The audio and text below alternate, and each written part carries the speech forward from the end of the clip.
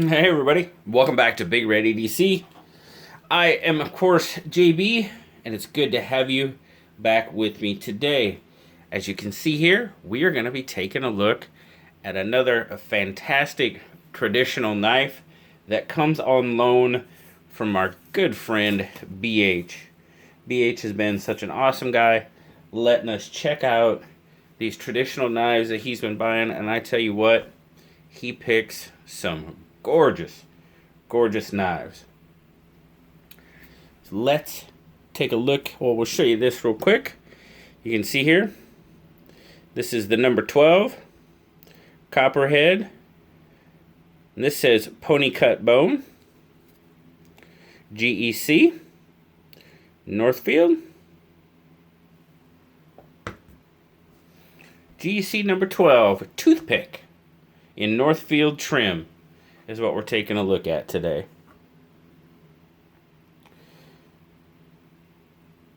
Take a look at that, man.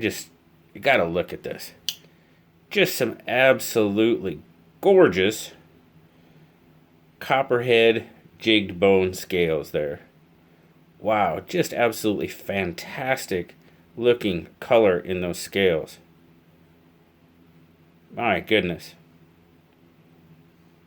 Brass pins, brass liners, nickel silver bolsters, shield,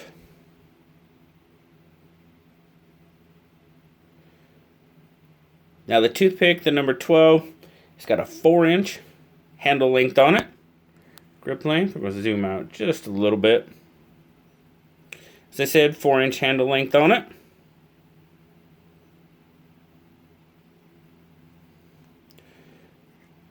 Nail nick opening.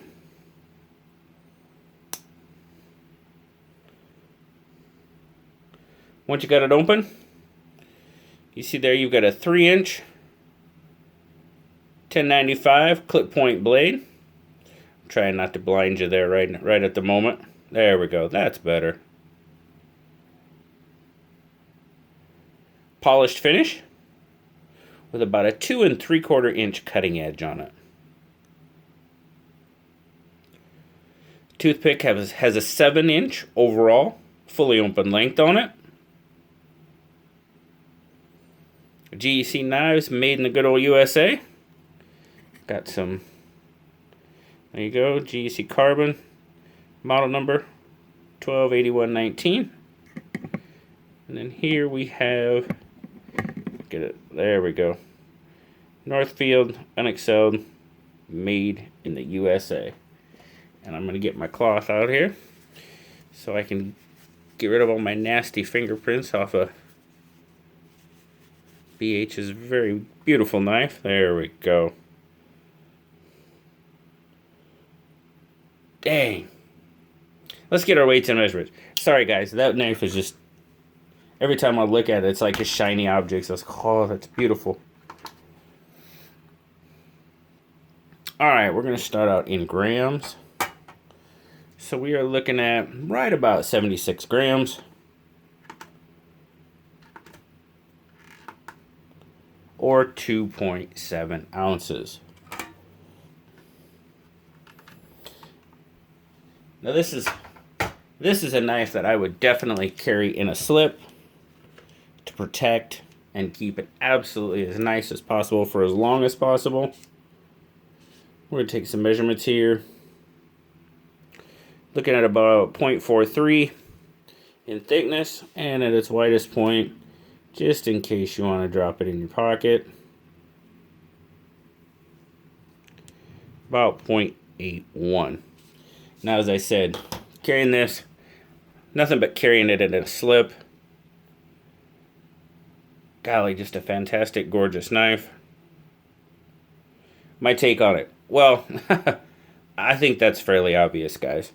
The one thing I will say is the toothpick, and I'm trust me, I'm still learning on the traditional. Now, the toothpick for me personally probably isn't one of my top patterns of traditional knives, but I tell you what, this knife with these copperhead jig bone scales, Wow, man. This thing is just beautiful.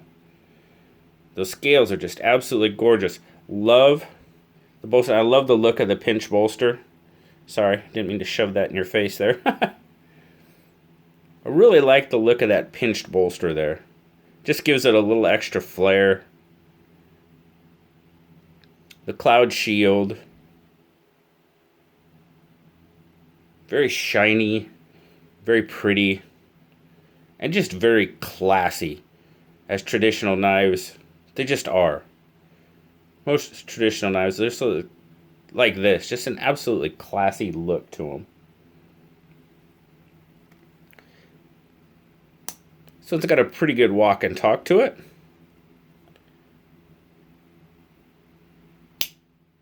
Pretty good snap as far as the pull goes. Decent pull to it.